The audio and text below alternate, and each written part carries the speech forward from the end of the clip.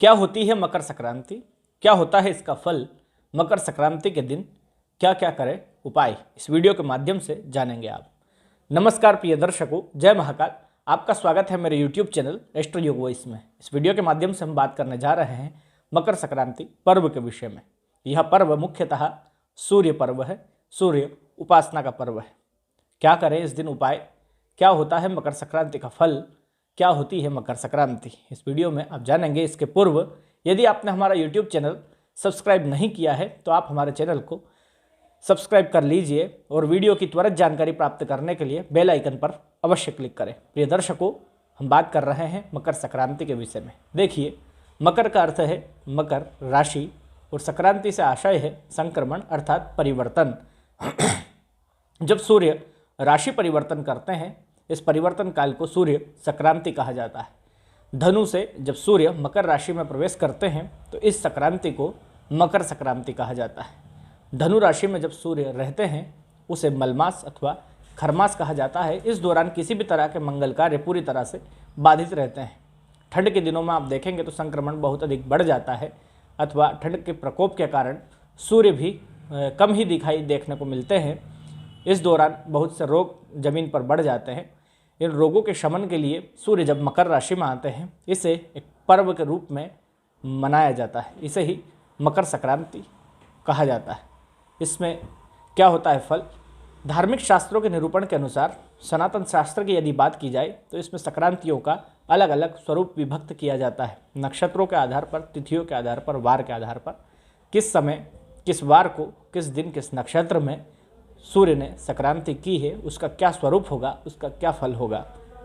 अगर इस आधार पर हम बात करें तो यह मकर संक्रांति जो होने वाली है, जो 15 जनवरी 2024 को होगी, इसका फल यह होगा कि संक्रांति का जो स्वरूप होगा, इसके दौरान मकर संक्रांति का जो वाहन होगा वह अश्व होगा। अश्व की सवारी करके और उपवाहन सिंह होगा। सिंह की सवारी करके संक्रांति का आगमन होगा। जो वर्ण होगा संक्रांति का हरिद्रा लेपन किए हुए होगा, हल्दी का लेपन किए हुए। वस्त्र आभूषण के तौर पर वह पुष्पों के हार पहने हुए, पुष्पों के ही आभूषण पहने हुए रहेंगी और रक्त गुंजा के आभूषण से वह सुसज्जित होंगी। अगर बात करें वस्त्रों के रंग की तो कृष्णांबर, कृष्ण वर्ण की अर्थात काले कलर के रंग के कपड़े वह पहने हुए होंगी और उत्तर की ओर उनका गमन होगा और उनकी दृष्टि ईशान्य कोण की तरफ होगी, ईशान्य दिशा में वह देखेंगी। इसका फल यह होगा, यह जनमानस के लिए बेहद ही अच्छी स्थिति होगी। जनता को सुख सुविधाओं में वृद्धि होगी। महंगाई की अगर बात करें तो महंगाई पर नियंत्रण होगा। लोगों के बीच में उत्सव का माहौल बनेगा। चोर अथवा पाखंडियों के लिए यह दंड देने वाला समय साबित होगा। तो वहीं राजनीति की बात करें तो यह राजनीति में कुछ परिवर्तन भी करेगा, साथ ही राजनीति में उन्नति का समय भी होगा। कुल मिलाकर देश और दुनिया के लिए यह संक्रांति बेहद ही शुभ साबित होने जा रही है। आइए अब बात कर लेते हैं मकर संक्रांति के दिन क्या क्या उपाय करने चाहिए। सबसे पहले ही हम बात कर चुके हैं कि संक्रांति, मकर की जो संक्रांति है यह मुख्य रूप से सूर्य पर्व है। इसमें सूर्य की आराधना की जाती है, लेकिन मकर का होने की वजह से इसे शनि की आराधना का पर्व भी माना जाता है, क्योंकि मकर जो राशि है वह शनि की राशि है। मकर राशि में जब सूर्य आते हैं तो इसमें शनि को मनाने के लिए सूर्य के उपाय किए जाते हैं। इस दिन क्या क्या उपाय करने चाहिए। सबसे पहले तो सुबह प्रातः काल में सूर्योदय के पूर्व उठ जाना चाहिए। उठने के उपरांत स्नान आदि से निवृत्त होकर अपने दैनिक क्रियाकलाप करने चाहिए।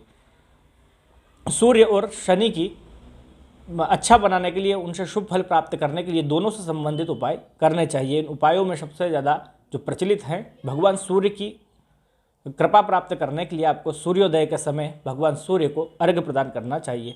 अर्घ्य में विशेष रूप से तांबे का कलश हो, तांबे का लोटा हो जिसमें जल रखिए, कुमकुम अक्षत रखिए, संभव हो तो मिर्ची के दाने डाल लीजिए और भगवान सूर्य को अर्घ्य प्रदान कीजिए। यदि आप आदित्य हृदय स्त्रोत का पाठ करना जानते हैं तो भगवान सूर्य को श्री आदित्य हृदय स्त्रोत का पाठ अवश्य सुनाएं। इससे लाभ यह होगा, नौकरी इत्यादि में यदि आपको प्रमोशन नहीं मिल रहा है लेकिन आपकी आकांक्षा है कि आपको प्रमोशन मिले, तो सूर्य संक्रांति, मकर संक्रांति के दिन यह करने से आपको इसमें लाभ प्राप्त होगा। तो वहीं यदि आप आत्मविश्वास में वृद्धि करना चाहते हैं तो यह उपाय आपके आत्मविश्वास में वृद्धि करेगा। तीसरा, यदि आप राजनीति से संबंधित हैं, आपको सफलता नहीं प्राप्त हो रही है तो आप यह अवश्य करिए, यह आपके लिए चमत्कारी सिद्ध होगा।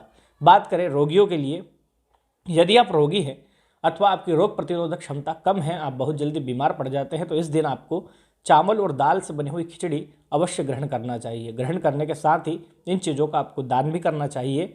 अगर संभव हो तो अपने घर में किसी गरीब व्यक्ति को अथवा ज़रूरतमंद व्यक्ति को आपको भोजन भी करवाना चाहिए। यह आपके रोग प्रतिरोधक क्षमता को बढ़ाएगा। साथ ही यदि आप लंबे समय से रोगी हैं तो यह आपको रोग को दूर करेगा।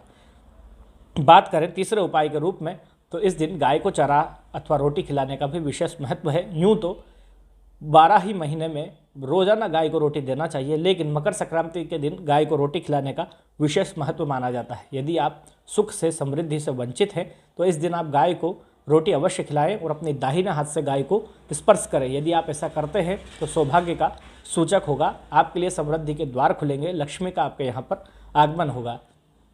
इस दिन यदि आप शनि ग्रह से पीड़ित हैं, यदि शनि की आपको महादशा चल रही है अथवा 7.5 चल रही है, शनि आपको पीड़ा दे रहे हैं, तो इस दिन आप जल में तिल मिलाकर के भगवान शिव का रुद्राभिषेक अवश्य करें। इससे आपको शनि को शांति मिलेगी। इस दिन हनुमान जी के दर्शन करना भी विशेष लाभदायक माना गया है, इससे शनि पीड़ा का शमन होता है। बात करें सूर्य की, तो यदि सूर्य को आप अपने अनुकूल बनाना चाहते हैं तो इस दिन यथासंभव जितना अधिक आप आदित्य हृदय स्त्रोत का पाठ कर सकते हैं उतने करिए। आप स्वयं नहीं कर सकते हैं तो किसी वेदज्ञ ब्राह्मण द्वारा इस कर्म को आप संपादित करवाइए। इससे आपके सूर्य को बल मिलेगा, साथ ही आपके आत्मविश्वास में वृद्धि होगी और आपके यश और सम्मान में भी वृद्धि होगी।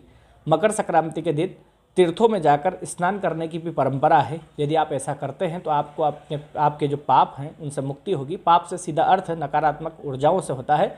यदि आप अपने खान पान में, रहन सहन में अथवा घूमने फिरने में किसी चीज़ का ध्यान नहीं देते हैं तो आपको नकारात्मक ऊर्जाएं घेर लेती हैं।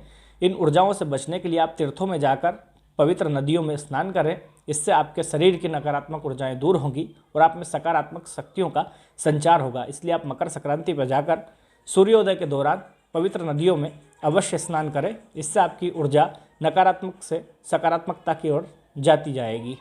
बात करें घर की नकारात्मक ऊर्जा को दूर करने के लिए, यदि आपके घर में किसी भी प्रकार की नकारात्मक ऊर्जा है, आप महसूस करते हैं अथवा घर का कोई सदस्य इसे महसूस करता है, तो आपको मकर संक्रांति के दिन अपने घर में हवन का आयोजन करना चाहिए।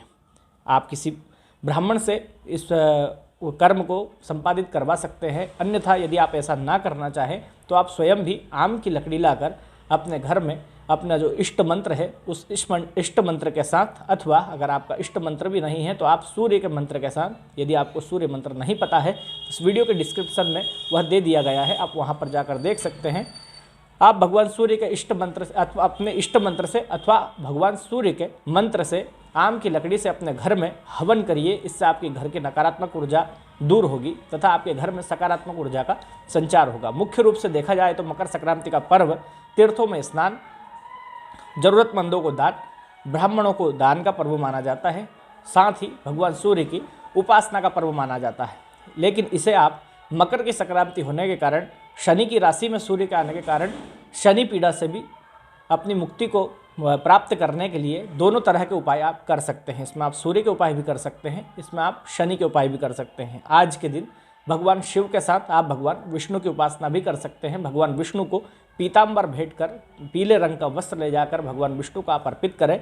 इससे आपके धन में वृद्धि होगी तथा आपके मान सम्मान में भी वृद्धि होगी। मकर संक्रांति पर इस तरह के उपाय आप कर सकते हैं। इस वीडियो के माध्यम से आपने जाना कि मकर संक्रांति का फल क्या होता है और 2024 की मकर संक्रांति का फल आपके लिए क्या होने जा रहा है या देश दुनिया के लिए क्या होने जा रहा है। इस दिन आप अपने मनोकामना के अनुसार जो इस वीडियो में उपाय दिए हैं वे उपाय भी कर सकते हैं। साथ ही शीघ्र ही आप सभी के लिए उपस्थित होऊंगा एक नया वीडियो लेकर।